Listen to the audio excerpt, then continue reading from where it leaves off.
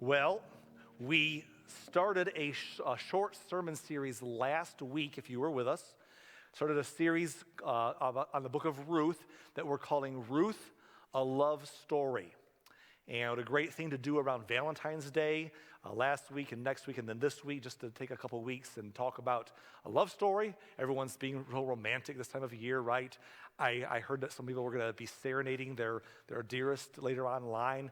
I'm pretty sure I heard that that Andrew was going to be singing to Lindsay and recording it on Facebook for us all to hear as he serenades her his favorite love song, which we don't know what it is yet, but we'll hear it.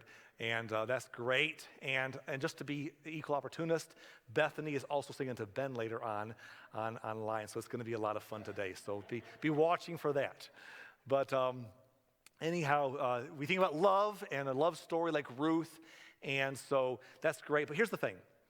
Love is so much bigger than just the romantic version that we think about at Valentine's Day.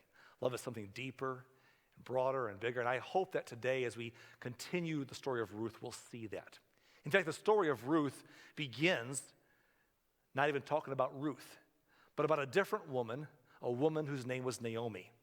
And if you were with us last week, you heard about Naomi, but let me remind you just a few things. Naomi was married to a man named Elimelech.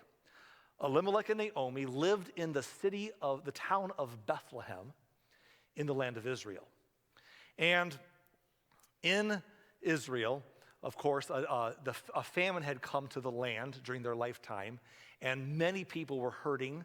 Crops were not producing. There was droughts. There was just a difficult time during this famine that lasted for quite a while.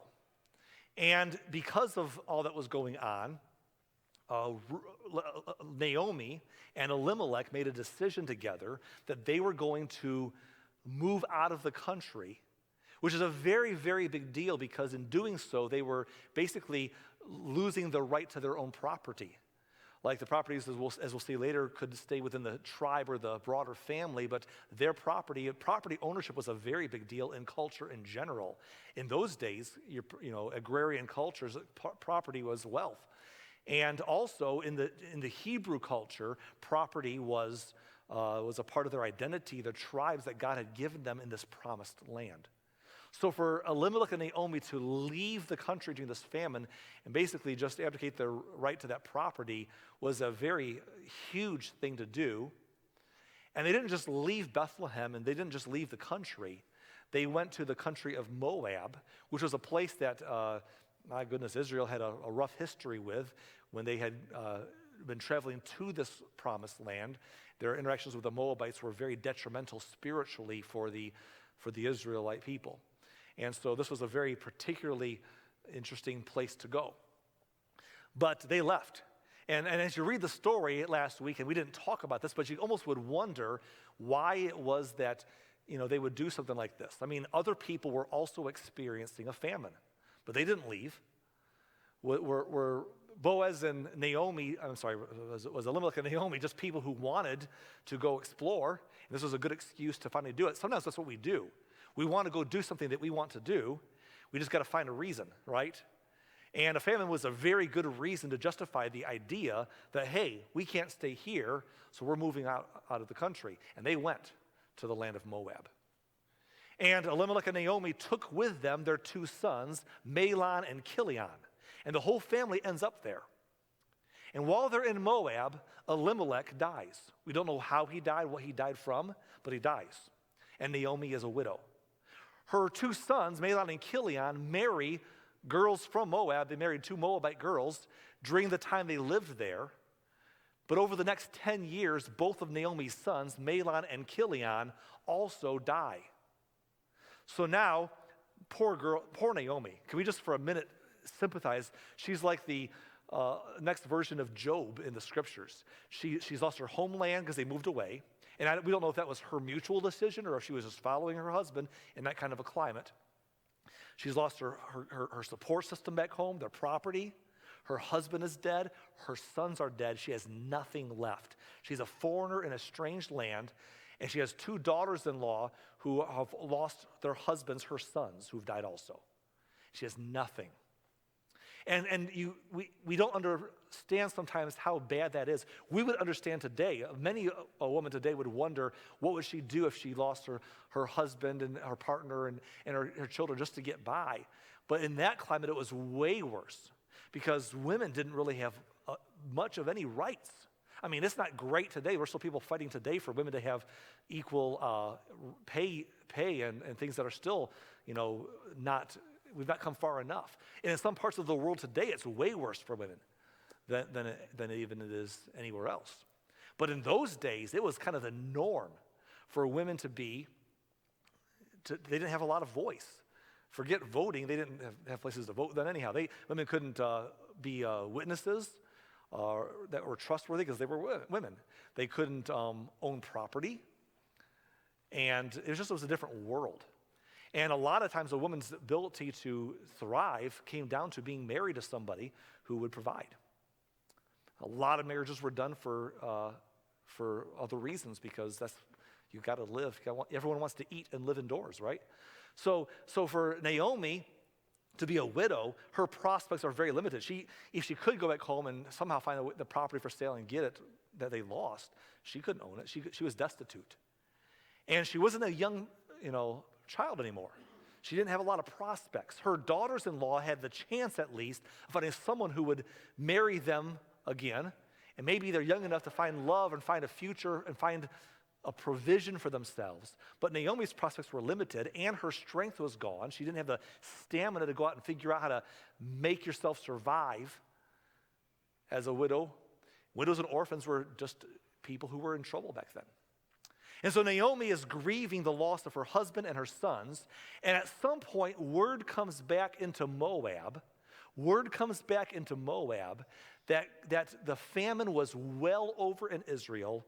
All the years that she was gone, the famine was over, and Israel was doing wonderful again. Israel was blossoming. It was going so well.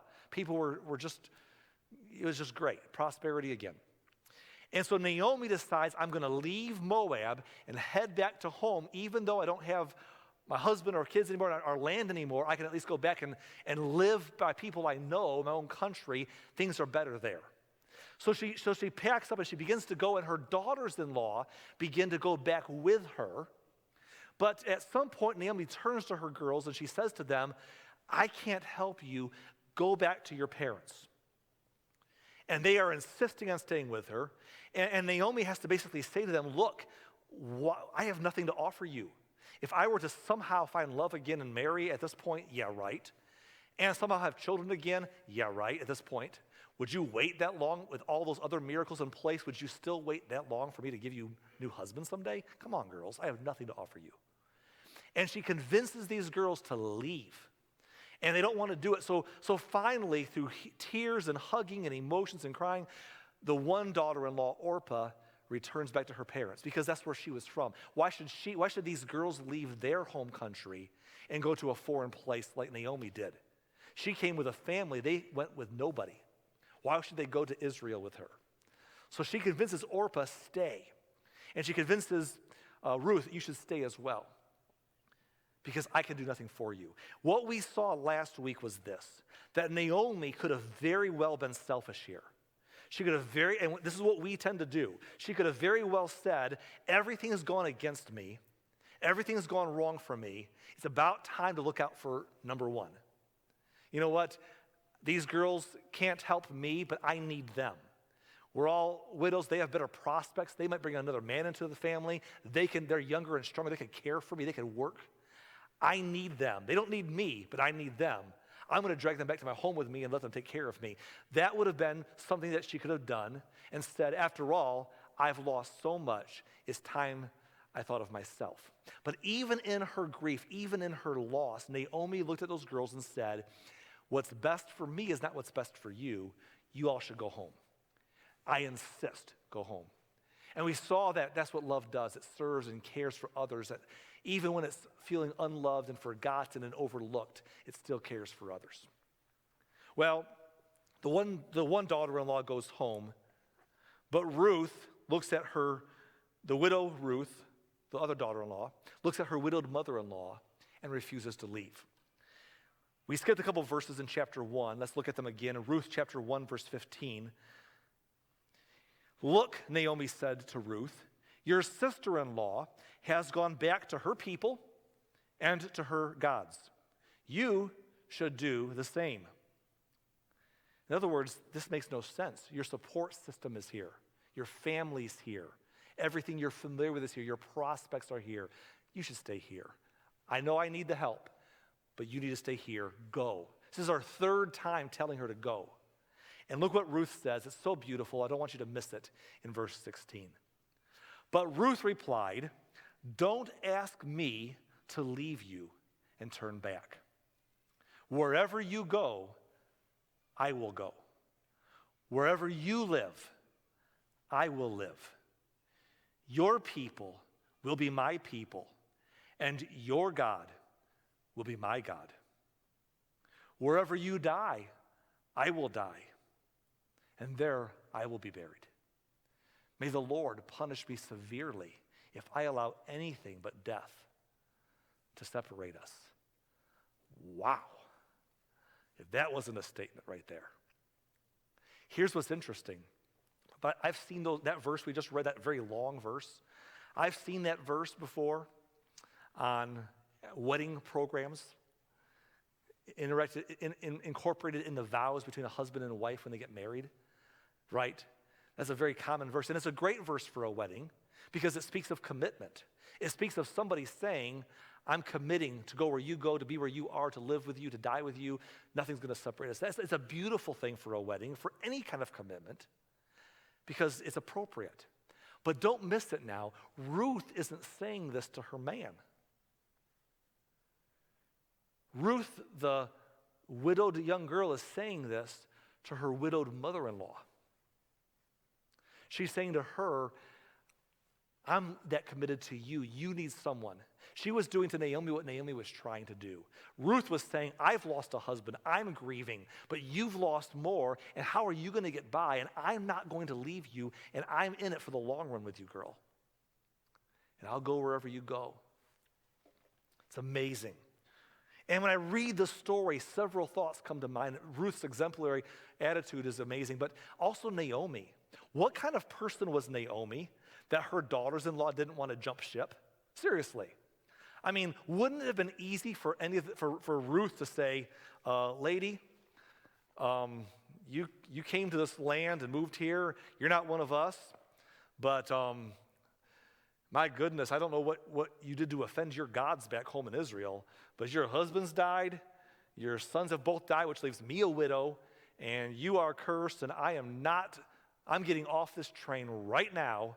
See ya, wouldn't want to be ya. I mean, seriously, would have been a lot of room for Ruth to say, I'm out of here. But neither girl, I mean, we saw it last week, neither girl wanted to leave. Naomi had to try several times, took her 2 pushes to finally drive the one back home to her parents, and Ruth still wouldn't leave after a third conversation. So Naomi must have been someone pretty special for these girls to say, we will stand by you. She must have been quite the loving mother-in-law. Because how many people want to stand in line to say, I mean, some of you guys here, if your mother-in-law said, hey, get out of here, you'd be like, say the word, I'm out of here. I mean, seriously, these girls are committed. She's committed to Naomi. And what does it say for Ruth?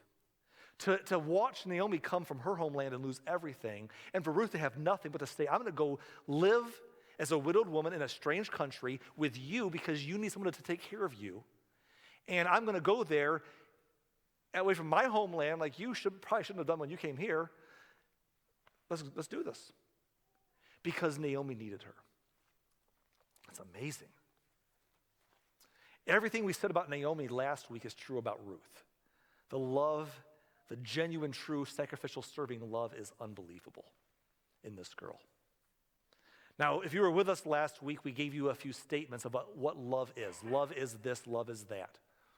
Let me give you another one here today that we see from Ruth.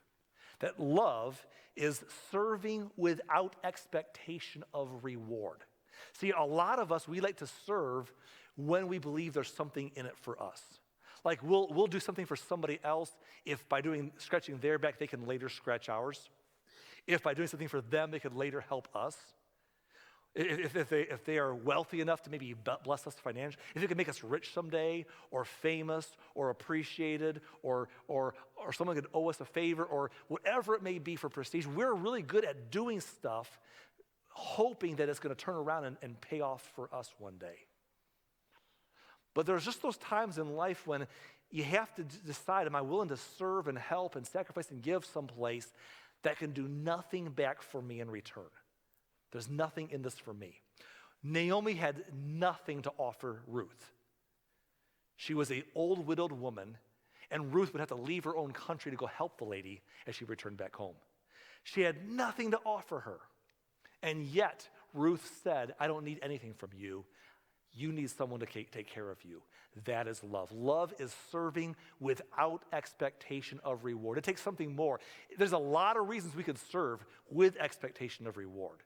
But there's only one reason we would serve without expectation of reward, and that is the kind of love that God has for us and has put into us. Now, we understand this truth, don't we? And we may hear this and wonder, I get that, Arlen, I understand that, but here's my question. Okay, I serve without expecting a reward, but is there ever a reward? I mean, is there ever a payoff for that kind of love? Does anyone ever notice? Will it ever come around? And the answer is no and yes. No in the sense that you can't serve without expecting a reward, but yes. And we'll see how in just a few minutes here. Let's continue the story today in Ruth chapter 2, focusing largely on the character of Ruth. Ruth 2, verse 1. Now there was a wealthy and an influential man in Bethlehem named Boaz, who was a relative of Naomi's husband Elimelech. So don't miss the setup here. Elimelech and Naomi, the couple who left Israel, abandoned their land and went to Moab. Elimelech died. Elimelech had a relative whose name was Boaz. So Naomi's back in town. So Naomi would be the widow of his relative Elimelech. This is Boaz talking here. Boaz is wealthy. He owns a lot of property, which is how you measured wealth then. He was influential. He was somebody in his community. He was somebody in Bethlehem. Boaz is kind of the man. And he's the guy we notice in chapter 2 and verse 1. Well, anyhow, verse 2, it says, one day, Ruth, the Moabite, said to Naomi, let me go out into the harvest fields to pick up the stalks of grain that are left behind by anyone who's kind enough to let me do it. Naomi replied, all right, my daughter, go ahead. What is Ruth doing? Ruth is doing what poor people and widows and orphans and poor people often did in those days. They would go to the fields of the wealthy, and they would look for leftover scraps left behind when they finished harvesting. If you were to walk into the fields of other people and steal before they harvested the land, that would be called stealing. You could get in trouble for that. But once they harvested their land, you can go after them and pick up behind them any scraps that were left behind, anything that wasn't picked off the stalks or anything that fell onto the ground. In fact, that was a very common thing in many cultures. Not just an Israel thing. The people who were poor would find that that's how you kind of survive. That's how people let their poor get by. They could pick over the land once it was harvested. But in Israel, it was a step further. In Israel, it was not just something that they did for the poor people, but it was actually baked into their laws. That when Moses gave the laws to the new nation, they said to the people of Israel, if you own land, when you harvest your land, you are not to go over the harvest area 2 times. Go over it once. Anything that you leave behind the first time is there for the poor. Now, why would people go over it twice? Because like any good business owner, you want to get every last cent out of your work. That's why you go over the area twice. Did I miss anything? Is there a little more profit left on the table? Is there more grain to harvest and more corn to harvest? I want to sell all that I can. This is my living. This is my livelihood. So people wanted to go thoroughly over their fields. And the law in Israel was, you can go thoroughly over it the first time, but you don't go over it twice, because if you happen to miss anything the first time, let the poor eat off of it. And so I think people worked extra slow the first time to not miss anything since they couldn't go twice. But on top of it, there was an extra law baked into the laws of Israel.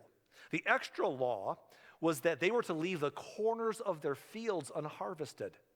That means not even picked over once, so that the very corners and edges of their fields could be walked in and have easy access to better food for the poorest among them. There's just laws built in to take care of their poor who couldn't afford a field or couldn't afford to plant or harvest themselves. But even where they did harvest, they were supposed to leave the scraps if anything was left unpicked. And Ruth understood this because every culture did something like that. And she walks out and says, Mom, to her mother-in-law, you're old and you're not up for this. You stay here and take care of things in the house. I'm going to go out and work in the fields in the heat of the day and in the whatever's going on. I'll work in the fields and see if I can scrounge up enough food to get us through today, and I'll go back and do it again tomorrow somewhere else and the next day somewhere else, and maybe, just maybe, I have the means to help us survive. Verse 3. So Ruth went out to gather grain behind the harvesters.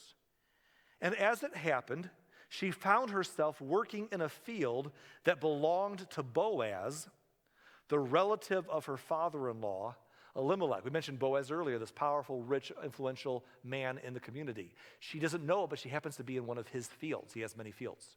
And she's working in a field that day. Verse 4, while she was there, Boaz arrived from Bethlehem and greeted the harvesters. The Lord be with you, he said. The Lord bless you, the harvesters replied. So don't miss this now. Here is Boaz. He's been on a trip into town doing business. He's the owner. He's the man who owns the property. He's the man who owns all the fields, and he has employees working for him, men and women out there harvesting the fields for pay. And Boaz also has a foreman who's in charge of the job site, and he just goes and does his thing and comes back and checks on things once in a while. And on this particular day, while Ruth is out there in this field, Boaz comes by this particular field to check on things. He greets the workers, and the workers greet him. Verse 5, then Boaz asked his foreman, who is that young woman over there? Who does she belong to? Isn't that a funny choice of words in today's culture? Who does she belong to? Who's that young woman? And by the way, he notices her, doesn't he? Because she stood out. She was not from there. She was from a Moabite woman. He says, who is that girl? I know who my workers are. I know that, I have, my employees, my guys and my girls who work in the fields, and I pay them. And I know sometimes people show up to pick off the extras if they're in need. But I don't know her. Who is she? Verse 6, the foreman replied, she is the young woman from Moab who came back with Naomi. She asked me this morning if she could gather grain behind the harvesters. She has been hard at work ever since, except for a few minutes of rest in the shelter. So don't miss it now.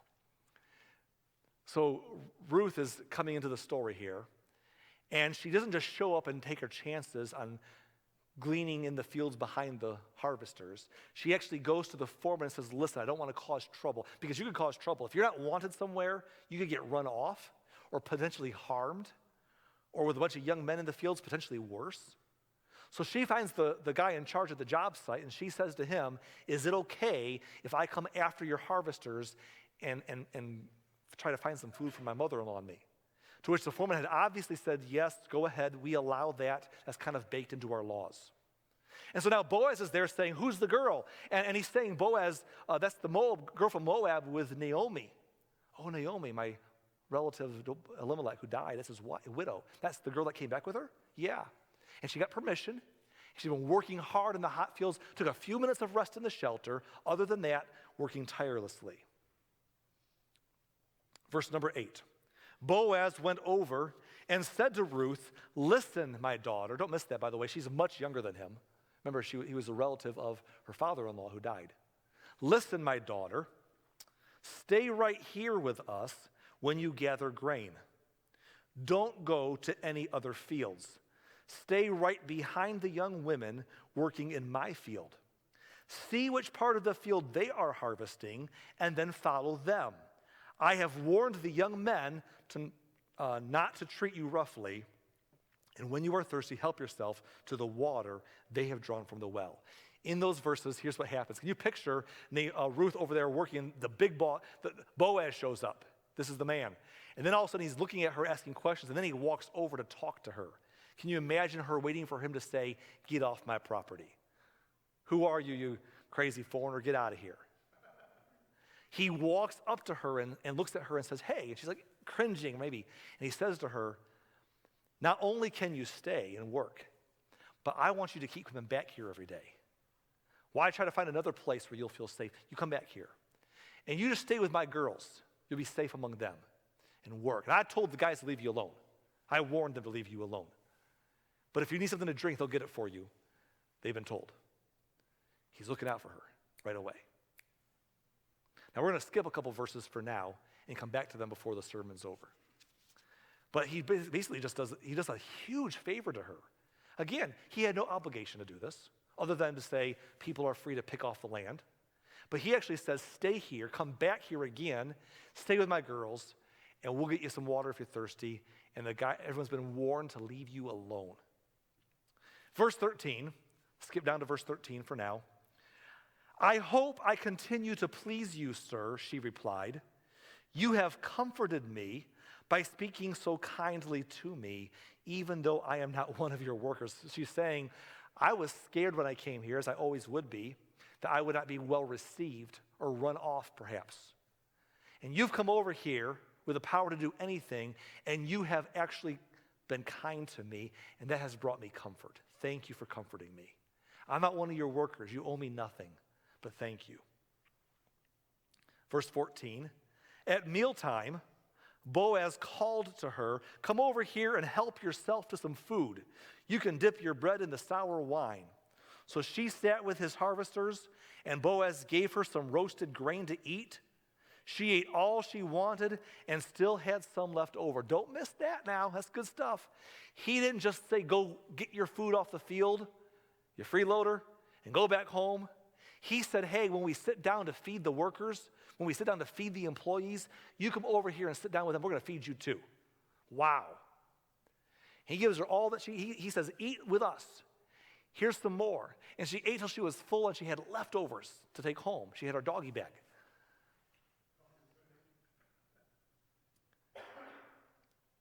Amazing. Verse 15.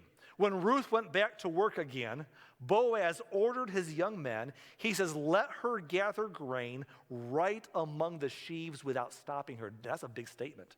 What he's saying is this. He's saying, the poor are supposed to come behind you a ways, and if you happen to leave anything unharvested, they can help themselves to pick through the leftovers.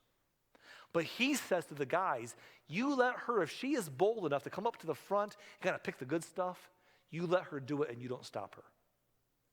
But he also knew that she probably wouldn't be bold enough to come to the front and pick the good stuff. So he goes on to say more to them. He says in verse 16, and pull out some heads of barley from the bundles and drop them on purpose for her. She might not be bold enough to get her own, so you just take some good stuff and you drop it, whoops, and leave it behind. So she has to pick it up. Let her pick them up and don't give her a hard time. He's basically saying, take care of this girl very well. So Ruth gathered barley there all day, and when she beat out the grain that evening, it filled an entire basket. Picture this. She's picturing that she's going to get enough food maybe to get home hungry, and her and her mother-in-law can eat and survive until the next day when they figure it all out all over again. And instead she comes home with a basket full to show for her labor. I mean, look, she couldn't have known. This went better than she ever imagined it could go. She is a widow girl in a foreign country. Mind you, by her own choice. She's there because she's taking care of her mother-in-law. But still, she's not in a good place in life. She's not in a good spot. And she's taking care of her mother-in-law, and all of a sudden, man, this guy is taking care of her, like really taking care of her, and she has a lot to show for it. Verse 18, she carried it back into town and showed it to her mother-in-law. Ruth also gave her the roasted grain that was left over from her meal. She says, hey, here's my carry-out. This is from lunch. I didn't eat it all because it was too much. Here's that, and here's a whole bunch of grain that I harvested, a whole basket full. Wow. Where did you gather all this grain today, Naomi asked. Where did you work? May the Lord bless the one who helped you. She says, I don't know who took care of you today, but God has blessed you. Wow, who was it? So Ruth told her mother-in-law about the man in whose field she had worked. And she said, the man I worked with today is named Boaz. Verse 20, may the Lord bless him, Naomi told her daughter-in-law. He is showing kindness to us as well as to your dead husband. That man is one of our closest relatives, one of our family redeemers. Now that might seem like a weird term to us today, a family redeemer. Let me explain a little bit to you. I mentioned some of the laws in Israel for taking care of the poor. What I didn't mention, but you can read in the Pentateuch, is that there was a process in Israel by which the property would stay within their tribes that it was given to. Like every tribe in Israel was given some land, and large family units would get pieces of that land within the tribe. But obviously, if people lost their land, they wanted to make sure it stayed in the tribe, and if possible, in that very family. And so what would happen is if a person in Israel ever fell on hard times and they had to sell their property to get by, they really weren't selling their property. They basically would lease it. They would lease it out to somebody who could afford to buy it for anywhere from 1 year to almost 50 years. And then basically there was a built-in holiday laws to bring that property back to them at the end of that time. So someone would basically lease the property from them and take it from them for a period of time and work it, but it always went back. But if a person fell on really hard times and they lost their property, they weren't supposed to sell it to foreigners, and if the husband died and the wife lost her property, all these things that took place, there were still laws to where somebody in the tribe, somebody in the family could get that property, so at least, even though the person who had it lost it, it still stayed in the tribe, in the broader family. It didn't go to somebody else. But the person who would buy that property within the tribe or family would have to have the money to buy it, which is a great thing, because the more land you own, the more wealthy you could be, but you got to have money to make money, so they had to have the money to buy the property.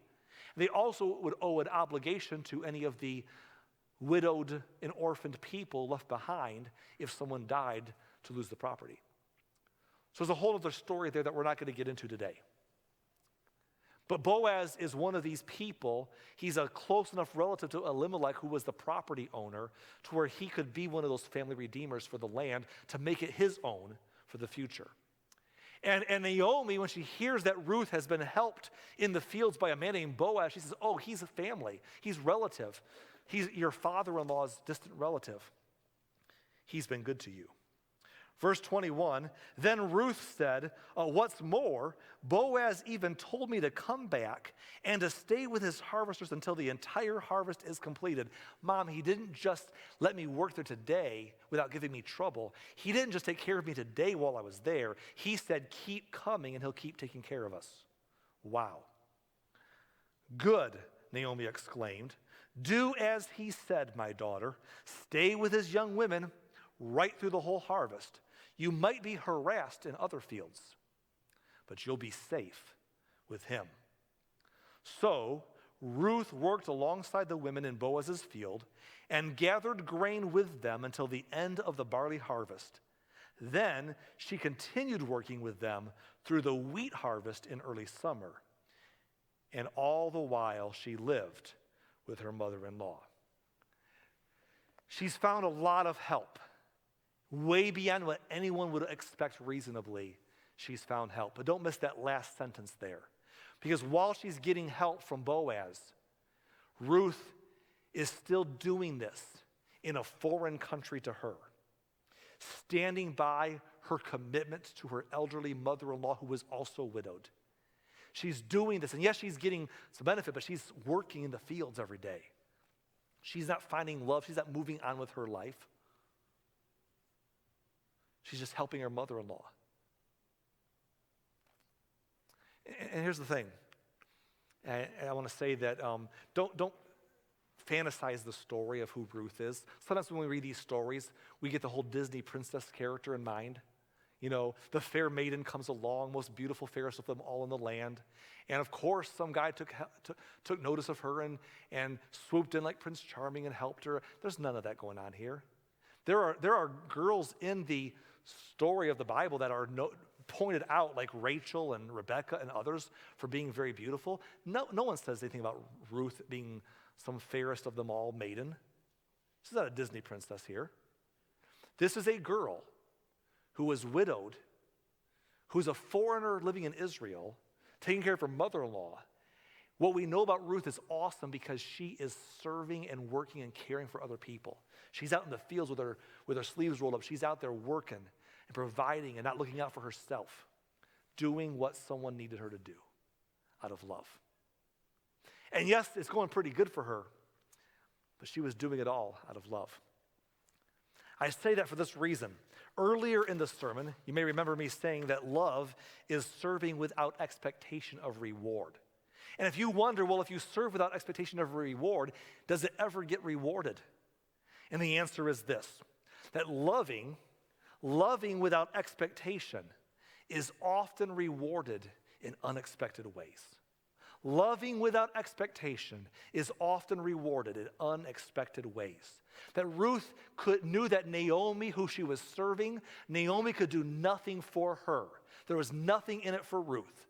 But while she served Naomi, expecting nothing in return but a tough existence, while she did that, her love was returned and rewarded to her in unexpected ways. And that is usually how it works when we do the right thing. When we do the right thing for the right reasons, not for our own ability, not for ourselves. It comes back in unexpected ways. Boaz and his generosity to her was unexpected. But Naomi could do nothing for her, and God was rewarding her in unexpected ways. Now, I want to go back to just a couple of verses that we skipped earlier. When Boaz was talking to Ruth and telling her, stay here, let me take care of you in our fields. Here's what happened in verse 10. We skipped this earlier. Verse 10, Ruth fell at his feet and thanked him warmly. What have I done to deserve such kindness, she asked. I am only a foreigner. Yes, I know, Boaz replied. But I also know about everything you have done for your mother-in-law since the death of your husband. I know you're just a foreigner and I don't owe you anything particularly. But I also know something else about you. You have served and watched out for your elderly mother-in-law since your husband. You lost your own husband. You grieved your own loss, your own widowhood. And instead of thinking of yourself, you've come here to this place to take care of your mother-in-law. And I know about that too.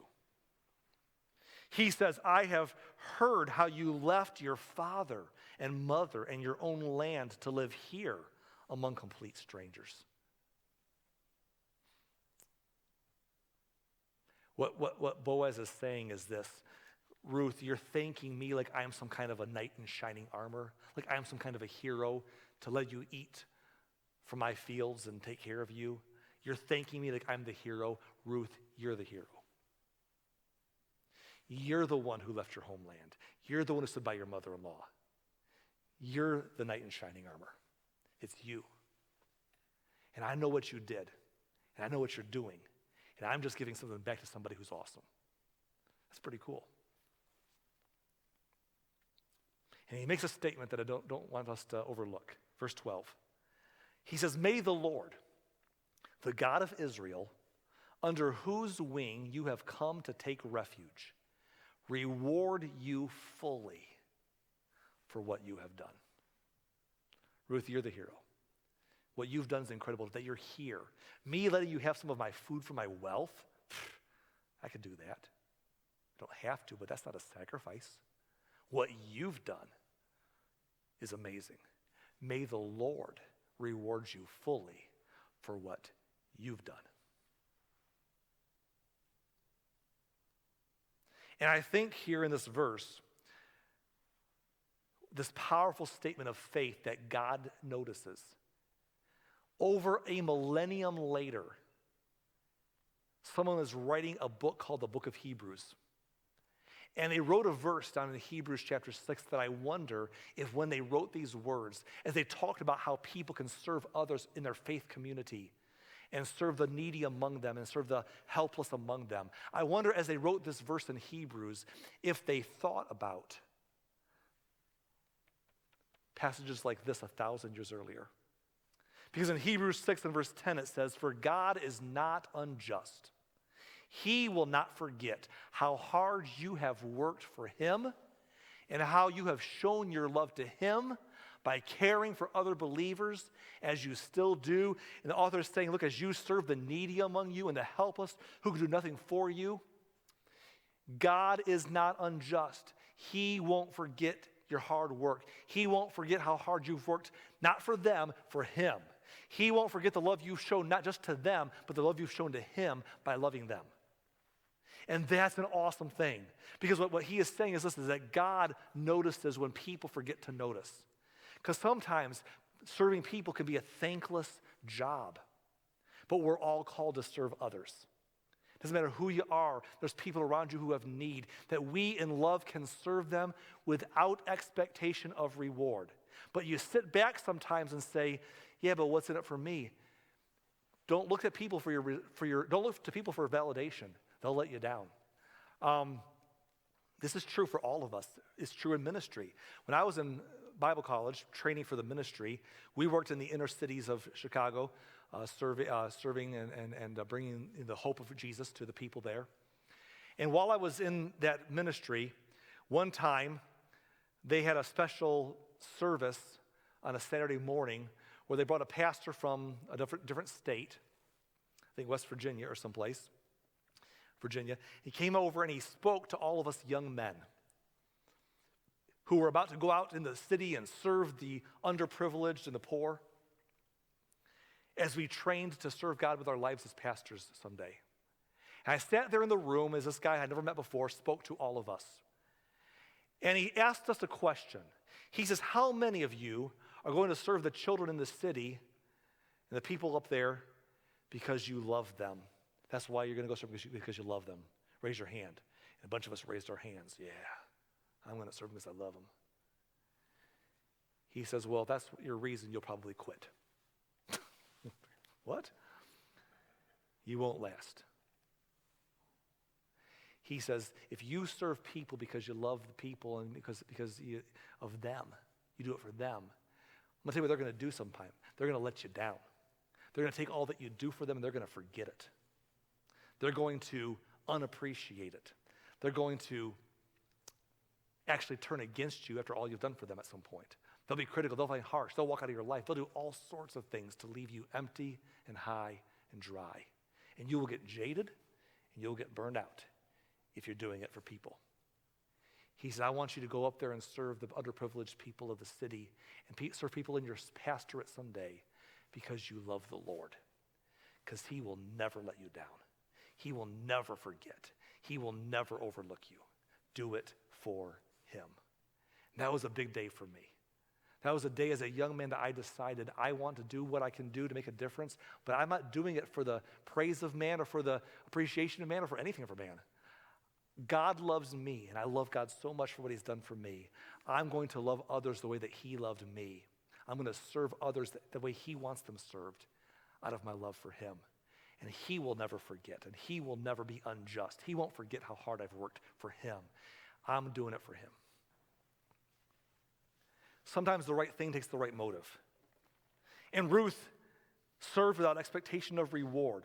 Because love is serving without expectation of reward. But I also said that loving without expectation is often rewarded in unexpected ways. And I want to say thirdly this, that love is always rewarded by the one who loves you most. And that's your Heavenly Father. And while others may forget, and they might forget to remember or appreciate, they might manipulate even, the one who loves you most always knows. And isn't that what we're aiming for? Aren't we aiming to hear him say, well done, my good and faithful servant? To hear him one day say, I am well pleased. That's all we need. He won't forget. There's a reward. When you serve people who do nothing for you, You're serving God who can do everything. And it might be heaven someday before we fully get to hear and fully get to see the reward for the things we do for others. But oftentimes it comes back to us in this life over and over again in ways, in unexpected places, from unexpected sources, because God knows how to come along and bless those who serve out of love with no other ulterior motives in mind. May the Lord reward you fully for what you've done. I want you today, no matter what's happening in your world, I want you to trust in that. If you're getting weary in doing good, trust in that. God is aware, God knows. You just keep on serving him.